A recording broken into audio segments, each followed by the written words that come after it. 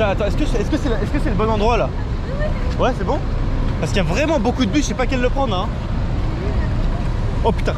Oh, bienvenue dans cette nouvelle aventure. Ici, on continue avec les aventures au Vietnam. Là, on est à la gare d'autocar parce qu'il y a énormément de bus autour de moi. C'est un truc de malade. Regardez ça. Hop. Let's go, c'est bon, on est bien dans le bus. Ici, c'est un bus avec des couchettes encore une fois. Au Vietnam, j'ai l'impression que c'est assez, c'est vraiment courant les bus avec des couchettes. Bon, après la taille des couchettes, c'est moyen parce que pour moi, c'est trop petit. Genre, j'ai mes pieds qui sont pas du tout confortables. Mais bon, j'imagine c'est pour des standards vietnamiens. Et c'est bien mieux comme ça parce qu'on va faire un trajet super long. Là, on part vers 7h30 et on va arriver à Hue vers 7h du matin, j'imagine. Donc c'est un trajet de genre 12-13 heures. Donc c'est super long. Donc on va pouvoir dormir comme des petits loirs ici. Oh, petit tour rapide de la vue que j'ai ici dans ma petite ville. Ils fournissent aussi une bouteille d'eau, la petite couverture. Et regardez ça. Hop là. Et là le ticket pour aller jusqu'à Hue nous a coûté 340 000 dong par personne. Enfin, ça y est, on est arrivé à Hue. On est arrivé dans la ville avec le car vers 5h30 du matin. C'est hyper tôt. On a pu dormir un petit peu dans le car, un petit peu seulement, mais quand même 5h du matin, là je suis hyper claqué. On va prendre un petit déjeuner bientôt là. Et sinon on est arrivé à l'hôtel, on a déposé nos affaires et on va commencer une petite visite. On va commencer à se balader dans la ville et ça devrait bien aller. Allez, on commence par un petit Bún Bò Huế. Thịt này là thịt gì? Thịt chả? Chả heo. Ok. Et thịt là thịt lợn. Đấy, thịt bò. Ah, thịt bò. Bắp bò. Ok. Et donc ça, c'est un bol de Bún Bò Huế. Et donc apparemment, ça vient de cette ville, de Hue. Et ce bol là coûte seulement 25 000 dong, donc 1 euro. Une première chose à savoir sur Hue, c'est que Hue, c'est l'ancienne capitale impériale du Vietnam pendant la dynastie des Nguyen, entre l'année 1802 et 1945. Et pour tous ceux qui sont déjà venus au Vietnam, normalement ils savent où se situe la ville de Hue, parce que c'est une ville qui est assez touristique. Mais pour que ceux qui ne savent pas, je vais vous le dire, Hue, c'est une ville qui se trouve au centre même du Vietnam, sur le bord de la mer. Je vous mets une petite carte ici dans la vidéo pour que vous ayez une idée de la localisation. Et il y a l'ancienne cité impériale qui se situe du côté nord et la ville moderne qui se situe du côté sud. Et les deux villes sont séparées par une rivière qui s'appelle la rivière des Parfums, qui est cette même rivière que je suis en train de traverser en ce moment même. Hop, et c'est fou parce que de ce côté du pont, c'est le côté du Vietnam du nord et de l'autre côté du pont, c'est le Vietnam du sud. C'est fou, hein? Et cette ville vit essentiellement de la pêche et du tourisme et a environ 340 000 habitants, donc c'est vraiment pas énorme. En gros, c'est dans cette ville que vivaient les rois et les empereurs du Vietnam jusqu'à la fin de la Seconde Guerre mondiale. C'est fou, hein? Nous voici devant la forteresse, devant la cité impériale, l'ancienne cité impériale. Regardez-moi comment c'est imposant là, ce fort immense avec des canons pour la défense, ce drapeau du Vietnam fièrement érigé. Bon là il est un peu emmêlé donc c'est pas ouf. Mais évidemment, regardez, la cité impériale, elle était protégée par des douves tout le long ici, là. Donc impénétrable.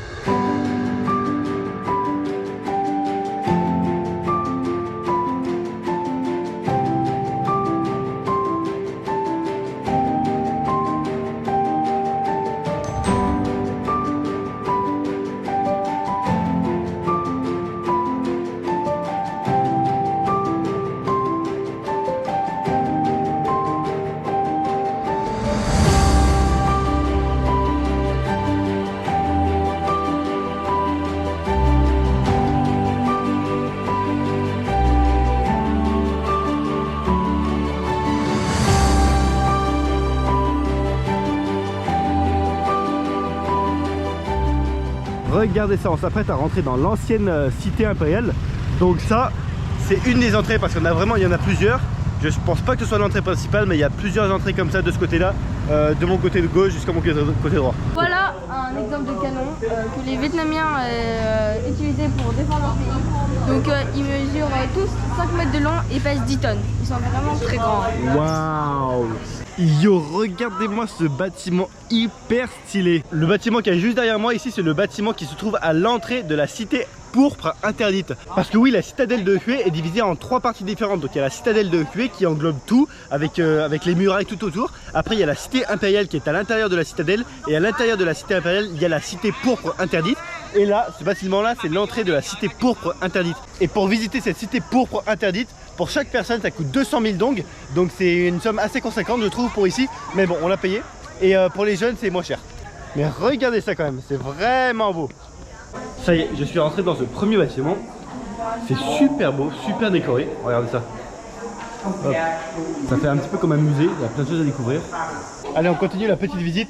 Il y a beaucoup d'autres bâtiments à visiter, mais beau premier coup d'œil. Hein.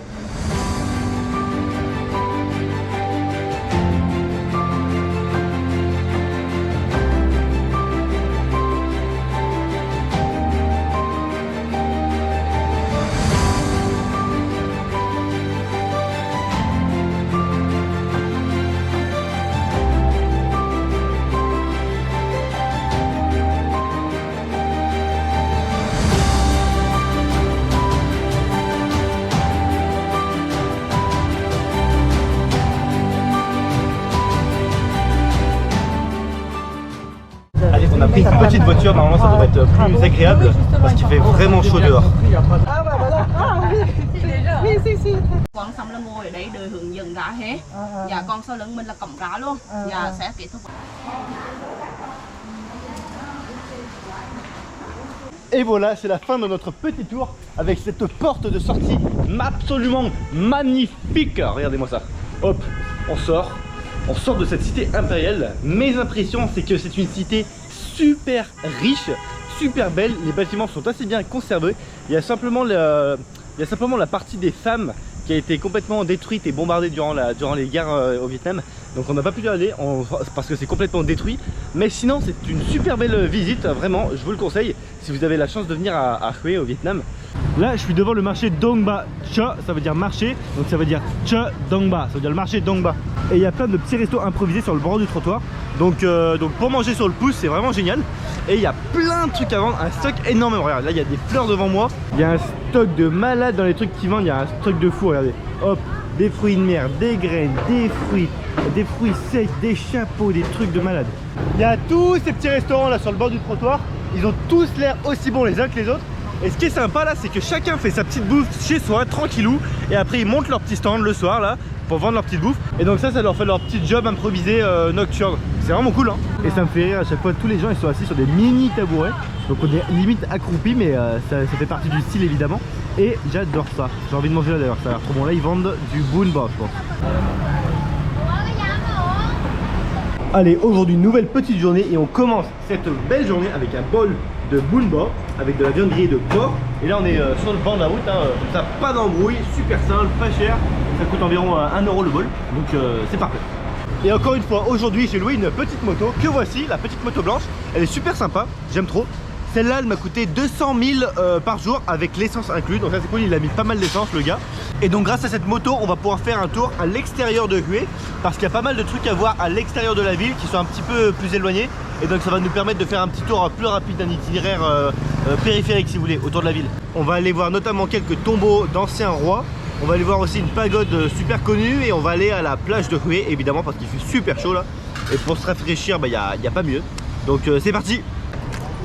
Hop, on vient de garer la petite moto et on atterrit dans cet endroit où il y a pas mal de trucs à vendre aussi. Ça ressemble à un petit marché. Il y a l'air d'avoir pas mal de souvenirs ou de trucs à vendre. Plein de bouffe aussi, beaucoup de fruits. Bah, en gros c'est un endroit où se retrouvent les marchands. Et ce sera notre premier arrêt, puisque là on va s'arrêter à une pagode qui s'appelle la pagode de la Dame Céleste.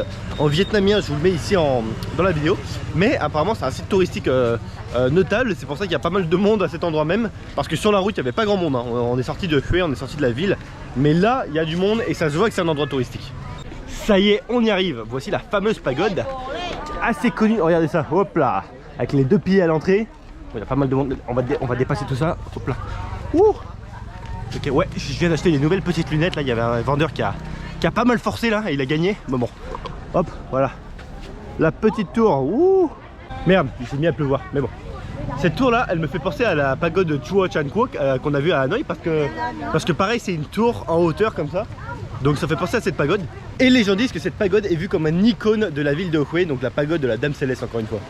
En fait cette tour fait office d'entrée de la pagode je pense. Mais la vraie pagode se situe là-bas. Oh, il y a un monsieur guerrier là, hop. Mais la pagode de la Dame Céleste se situe devant moi là-bas, regardez. Hop, c'est celle-là qui est là-bas. Donc je vais faire un tour tout de suite, c'est sûr. Petite remarque personnelle, à chaque fois dans les pagodes, généralement il y a toujours une cloche comme celle-ci. Et il y a aussi toujours un tambour qui doit être là-bas, là, de l'autre côté.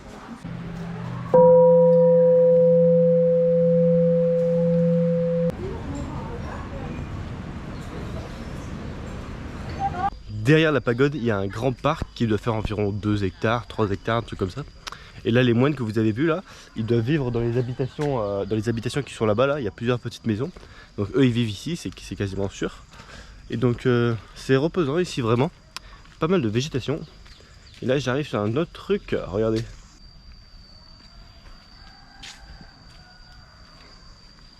Et cette pagode là, elle se situe à environ 5 km de la cité impériale de Hue, c'est pour ça qu'on est venu en moto.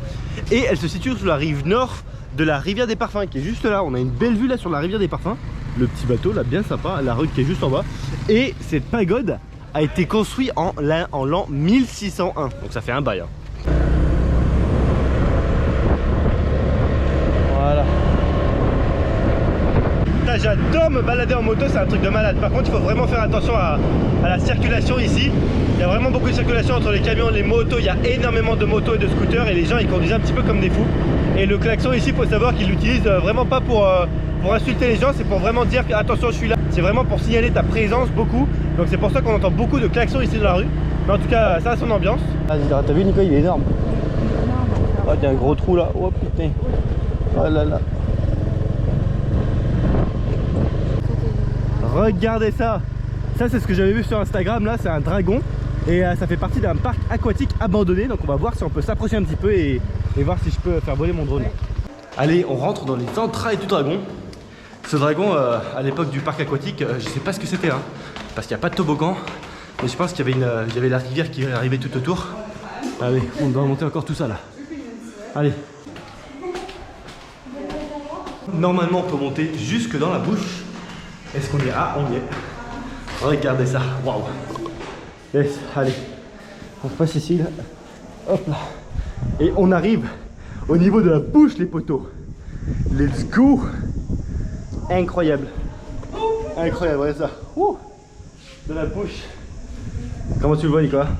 Est-ce que ça va Nicolas? À vous c'est stylé. Oui, c'est trop stylé. C'est un endroit magique, vraiment c'est perdu et c'est ça qui fait son charme. Évidemment, comme c'est un endroit abandonné, il y a plein de tags et plein de graffitis de partout. Mais pareil, hein, ça aussi, ça fait son charme. Et il n'y a vraiment pas beaucoup de monde qui viennent ici parce qu'en fait, c'est pas une activité touristique. Moi, c'est un truc que j'avais vu sur Instagram. J'avais vu des vidéos de drones de gens qui filmaient autour de ce dragon. Et donc, c'est cool parce que justement, je suis à Hue et on est venu ici.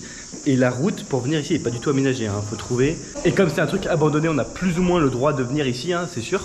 Mais waouh, je suis vraiment content d'avoir pu venir ici, quoi. Regardez. Encore une fois, yes. Hop, toujours au même endroit. Là, on est en bas.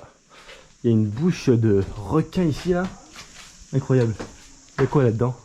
Putain, là-bas, c'est tout cassé, là. Tout cassé. C'était quoi ici? Peut-être un aquarium?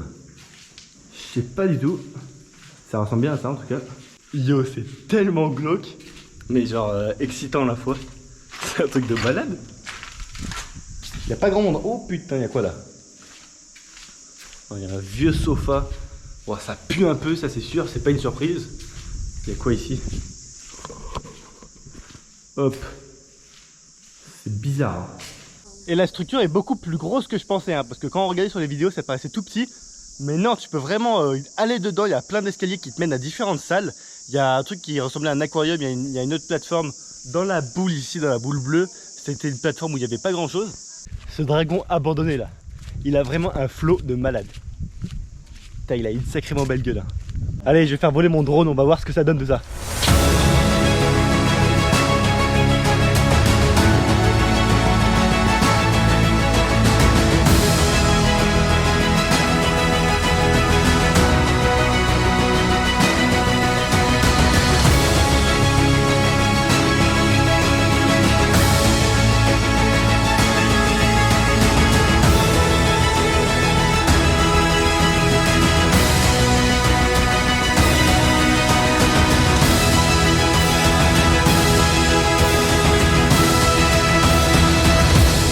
Allez, c'est parti, on repart de ce site merveilleux.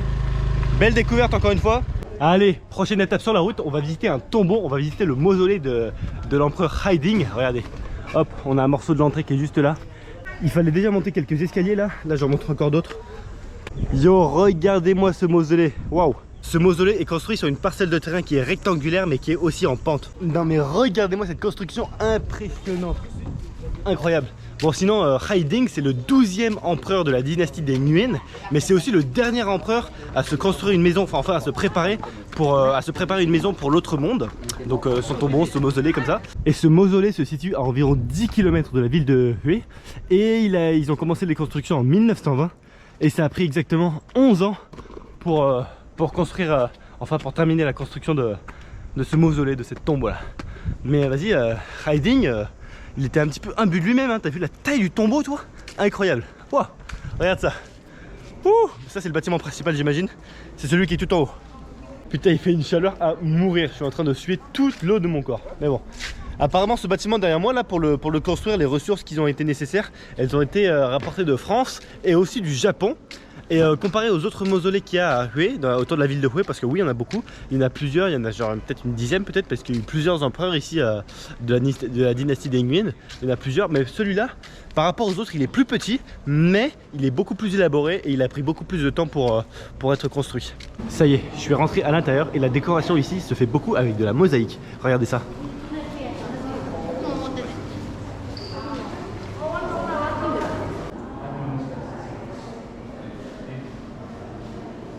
J'ai du mal à déterminer où est entreposé son corps exactement à l'empereur Haiding là.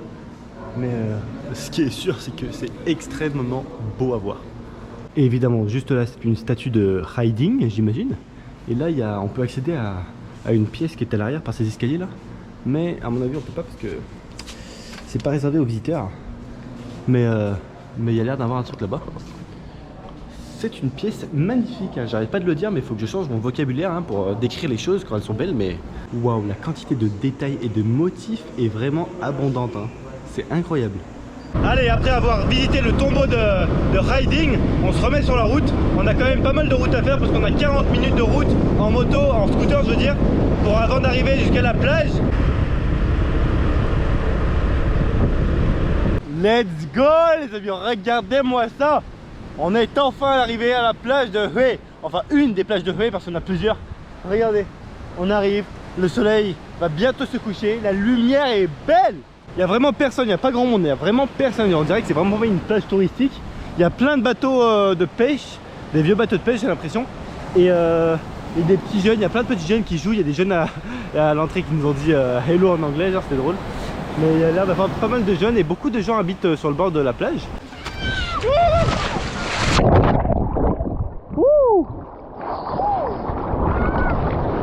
Ah, elle est plus fraîche que je pensais. La dernière fois elle était bouillante. Là elle est quand même bonne. Ouf. Vidéo này là sur YouTube. YouTube biết YouTube không? Biết. Chào. Em tên là gì? Lê Minh Quý. Quý. Quý? À, em trai này là tên là Quý cùng thế. Em tên là gì? Kỳ. Tì. Tôi tên là Phúc. Phúc. Người Pháp, tôi tên là Paul. Paul. Nói Paul. Em tên là gì? Hả? Hai.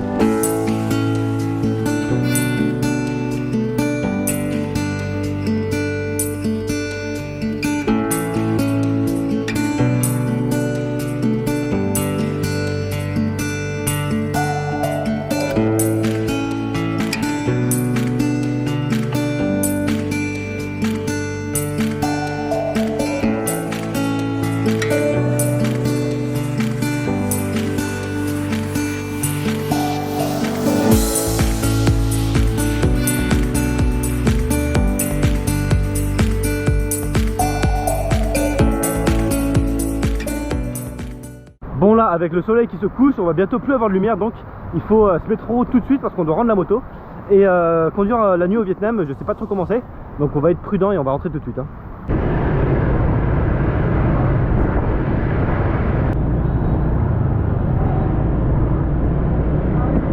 Malheureusement, c'est déjà la fin de mon court séjour dans l'ancienne ville impériale de Hue. J'espère que tu en auras beaucoup profité. J'espère aussi que j'aurais pu te faire découvrir un petit coin de pays, un petit peu de culture et un petit peu d'histoire. Sur ce, je te revois dans ma prochaine vidéo. Ciao, ciao!